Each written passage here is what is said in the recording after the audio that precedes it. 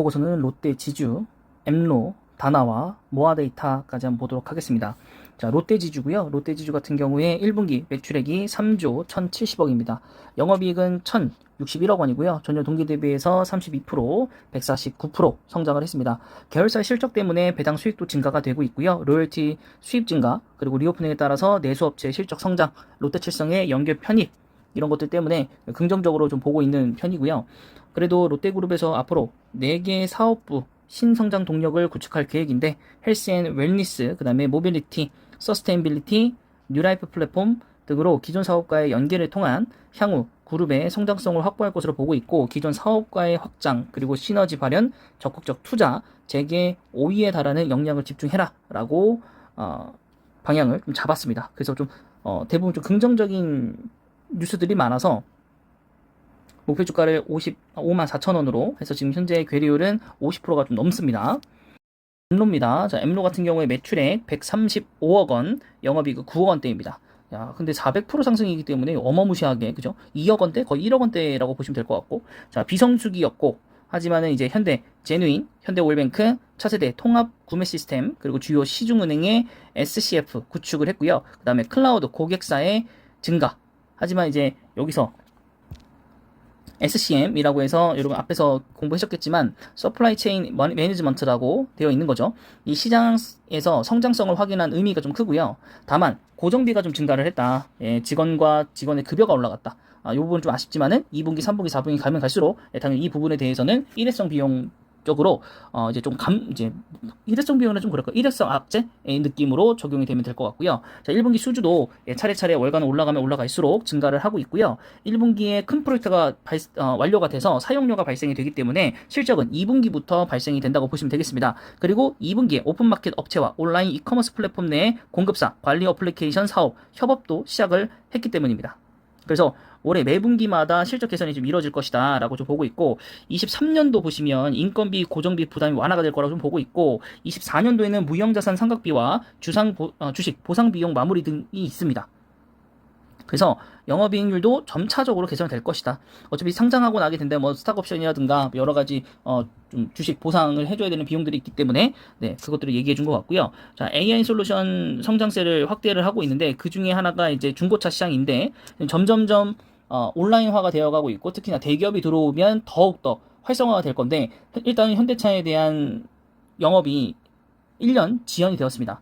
진련이 되었지만은 이 기간 동안에 K카, 롯데렌탈, SK렌터카 그 예하에 남은 일반 회사, 일반 업체들조차도 그 안에 빠르게 좀 준비를 좀 해야 되기 때문에 아무래도 요런 엠로 같은 기업들의 솔루션을 좀 많이 받아서 구매 효율이라든가 뭐 매칭력이라든가 이런 것들 많이 높이지 않을까라는 기대감을 갖고 있는 것 같고, 그래서 국내 최대 중고차 업체와 레퍼런스를 이미 가지고 있고, 또 국내 대기업 SI들과 네트워크 보유 등 고려시에 대기업 중고차 진출에 따른 수혜가 또 가능하다고 되어 있습니다. 자, 그래서 정말로 성장할 수 있는 얘기들이 많다. 그래서 상향 보고서가 상향으로 조정을 했는데, 여기 상향이라고 바이는 유지하고 목표 주가는 상향이라고 되어 있는 거군요. 근데 상향 주가가 나와서 현재 58.3%의 괴리율이 좀 벌어져 있습니다. 자, 다음은 다나와고요. 다나 같은 경우에 제휴 쇼핑 판매 수수료는 1분기 모두 YOY 대비해서 성장을 했고요. 국내 온라인 쇼핑의 전반적인 둔화가 보여서 성장폭은 과거 대비해서 감소하는 모습을 보였습니다. 자, 광고 사업은 2021년 1분기부터 3분기까지 프로모션 광고에 대한 높은 기저효과로 2022년도에도 1분기부터 3분기까지 역성장을 보이는 것으로 인식이 되겠습니다. 자, 동사의 광고 사업은 향후 판매 수수료 부분에서 비브랜드 PC 수요가 증가할 시기에 성장할 것으로 높아질 것으로 보고 있습니다. 자, 그리고 영업이익 측면에서는 일회성 비용이 예상이 되는데요. 다른 기업들의 사례를 봤을 때 인수시, 합병시에 위로금 등의 인건비가 발생하는 경우가 많기 때문에 이 부분들이 좀 측정이 된다고 하는데, 다나와가 뭐를 인수를 했나요? 네, 이따가 좀 한번 살펴봐야 될 것 같고, 다나와 컴퓨터가 1분기 180억에 매각이 되었는데 장부 가치는 2021년 말 82억 수준으로 90억 규모의 일회성 영업의 수익에 반영될 것으로 보고 있습니다. 네. 다나 컴퓨터 지분을 팔아서 그런 거군요. 이거가. 네. 자, 목표 주가는 3만원이고요. 자, 모아 데이터는 이제 목표 주가는 없고, 이제 기업에 대해서 좀 알아보는 거고. 자, 보시면 인공지능 활용을 하여서 이상을 탐지하고 예측하여서 ICT 인프라 장애를 방지하고 대응하는 솔루션 전문 업체입니다. 자, 일단 프로그램으로 이제 페타온 팟캐스터라는 브랜드가 있고요. 2017년 공공기관 중심으로 대기업 계열사까지 고객사 범위를 확대하고 있고, 그래서 255개까지 증가를 하였습니다. 2021년도 매출액은 196억 원, 영업이익은 27억 원을 기록을 했습니다. 자, 글로벌 AI 오피스 시장은 2027년도 386억 원 달러까지 수준 증가하여서 10배 이상 급성장할 것으로 보이고 있고, IT 업계의 AI 오피스 도입은 선택이 아닌 필수가 될 가능성이 크고, 스마트 팩토리, 안전시설, 헬스케어 등 다양한 분야로 확대가 적용이 가능하다고 합니다. 그리고 플로핏이라는 것을 또 출시를 했고요. 또한 또 질병 쪽으로도, 그 다음에 의형세를 확장하고 있다고 나와 있습니다. 3월 이후 줄곧 조정세이고요. 현재 주가는 충분히 관심 가져볼 만한 수준이다 라고 좀 되어 있습니다. 롯데 지주 일봉이고요. 자, 일봉상으로 굉장히 많이 올라왔고, 주봉상으로도 굉장히 많이 올라왔고, 월봉상으로도 하락 찍었다가 지금 세 달째 상승, 뭐 네 달째 갈지는 잘 모르겠습니다만, 뭐 4만 원까지는 금방 가지 않을까, 그리고 그 이후에 떨어지지 않을까라는 생각. 기본적으로 이 차트 대부분 일반인들이 보셔도, 저도 일반인이니까, 그리고 뭐 어디가 차트 설명하는 거 보시더라도 거의 뭐 여기를 잡아 드리겠죠, 그죠? 월봉상으로. 뭐 누가 모릅니까? 이거 언제 가는지를 모르는 것 뿐인 거니까. 그래서 우리 마찬가지로 맞고 떨어질 거니까, 근데 지금 가격에 사는 거 좀 아쉽고, 저라면 이 2만 6천 원 혹은 2만 5천 원을 깨고 한번 내려가면 사보는 게 좋지는 않을까라고 좀 생각을 합니다. 그 다음에 롯데 지주 말고 롯데 지주 우가 또 있을 텐데, 우가 오히려 여긴 비싸죠. 그래서 여기는 우는 살 수 없는 그런 종목이라고 보시면 될 것 같고, 그 다음에 롯데 칠성 같은 경우에 이제 유상증자를 하면서 지배 구조에 대해서 좀 그 지분 인수를 좀 올린 건데, 그게 잘 유상증자까지 전부 잘 끝나고 주가가 정말 이쁘게 올라간 상태입니다. 또 이제 코로나 때문에도 많이 안 팔렸었다라고 했는데 보복 심리도 좀 있을 거고, 그다음에 탄산, 그 제로 탄산이 주로 그 브랜드를 이제 자리매김을 했고, 또 그와 관련해서 이제 가격 인상 등을 통해서 롯데칠성이 굉장히 좋다라는 건 예전부터 보고서를 통해서 우리가 좀 들었었습니다. 그래서 지금 굉장히 높게 올라가 있는 상태인 거고, 그다음에 롯데칠성 우가 있기 때문에 오히려 사실은 우를 사는 게 낫지 않을까. 근데 우도 사실 좀 비싸기 때문에 조금 위험하다라고 말씀드릴 수 있을 것 같고, 유일하게 이제 롯데지주에서 지배구조 하는 것 중에 제일 유망한 거는 저는 롯데케미칼이라고 봅니다. 물론 요즘 케미칼이 굉장히 좋지 않아요. 여러 가지 상황 때문에 좋지 않지만, 롯데케미칼 자체적으로 지금 보유하고 있는 수소 모멘텀, 전기차 양극재 모멘텀, 그 다음에 본인들이 원래 하고 있는 케미칼 화학 쪽 모멘텀이 있기 때문에 저는 어느 쪽이라도 세 개가 동시에 모멘텀이 빠지는 일은 없을 거라고 봅니다. 그 상황에서 롯데정밀 화학이 오히려 팜유 수출 금지 이런 것들을 통해서 훨씬 더 지금 수익성을 더 가져가고 있는 상태이고, 물론 지금 파업이 예정되어 있지만 그래도 롯데정밀이 지금 잘 해주고 있기 때문에 거기서 나온 또 배당금도 롯데케미칼이 받아가는 현실이기 때문에 그런 부분에 있어서는 롯데케미칼 절대 무너질 수 있는 회사가 아니다라고 좀 보고 있고, 물론 주가가 단기적으로 좀 무너질 수는 있겠죠. 무너질 수는 있겠으나 저는 지금 현재 이 가격도 싸다고 보고요. 롯데케미칼 요즘에 정말 눈에 많이 들어오는, 과거에 SK가 들어왔다면 요즘에는 롯데케미칼이 제 눈에 계속적으로 좀 밟히고 있습니다. 그래서 롯데케미칼 여러분들 좀 잘 보시기 바라고, 또 여기 손잡고 에어 리퀴드 코리아와 수소 공급망, 수소 쪽으로 계속 드라이브 걸고요. 이것도 쇼트 영상 올라올 건데, 미 소일렉트 합작사와 함께 또 메탈 리튬으로 해가지고 응급제 소재를 또 준비하고 있어요. 그리고 다음 달 13일에 1분기 공시 예정이 좀 있고, 그 다음에 또 PI 첨단 소재 인수 형식도 있기 때문에 굉장히 모멘텀이 많은 회사다라고 좀 말씀드릴 수 있을 것 같고, 이 배당 금액도 굉장히 큽니다. 물론 이제 작년에 엄청 컸지만 저는 올해도 이에 못지 않을 거라고 봐요. 제가 볼 때는 뭐 이렇게 배당을 뒤로 빽할 것 같지는 않고, 요즘에 빽했다가는 주가 박살나거든요. 그래서 제가 볼 때는 배당금은 여전히 8,000원대로 유지해주지 않을까. 그럼 시가 배당률하고 배당 성향으로 봤을 때 EPS가 만약에 좀 작년에 비해서 떨어진다면 배당 성향이나 이런 것들 올라가겠죠. 하지만 주가 바닥이기 때문에 차익 실현이라든가 이런 것들을 고려해 보신다면 골랐을 때 가능한 선택지 중에 하나이지 않을까 싶습니다. 자, 그 다음에 엠로 한번 보도록 하겠습니다. 엠로. 자, 엠로 한번 보시면, 자, 거래량 좋지 않고요. 자, 일봉이고요. 주봉입니다. 굉장히 좀 위태롭죠? 굉장히 좀 위태로운 상황이고, 시가총액 2천억 정도 되는 회사이고, 이게 이전 상장이라서 아무래도 굉장히 크게 올려놨다가 하락한 이후에 상승, 그리고 다시 하락, 그리고 상승이라고 보면 되겠습니다. 근데 이게 최근에 하락했었던 이유를 좀 보고 싶은데, 8월달에 무슨 일이 있었을까요? 여기 또 야놀자하고도 또 하고, 우리은행 굉장히 좀 많이 하고 있네요. 근데 저 때는 왜 그랬을까요? 8월. 이때가 그거군요. 거래. 이때가 매매 거래가 된 거군요. 코스닥 시작 상장, 신규 상장. 그렇다고 합니다. 오히려 SS 플러스에서는 지분을 늘렸네요. 무상증자 결의를 했고요. 무상증자 권리락도 맞았었고, 주식수가 좀 작긴 작았죠.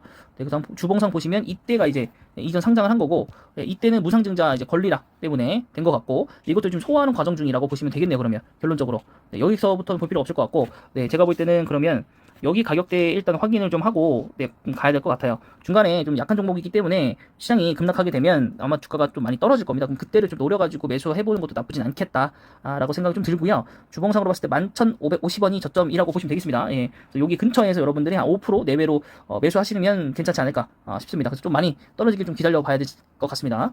네, 그래서 뭐 재무제표 이런 거 나쁜 편은 아닌 것 같고, 네, 전체적으로 상황들은 예, 나쁘지 않은 것 같습니다. 네, 엠로 여기까지 한번 봤고요. 그 다음에 다나와 한번 보시면 다나와는 코리아 센터에서 다나와를 인수를 했군요. 이커머스 강화를 위해서 코리아 센터는 가격 비교 사이트 다나와 지분을 51%를 인수를 했다고 합니다.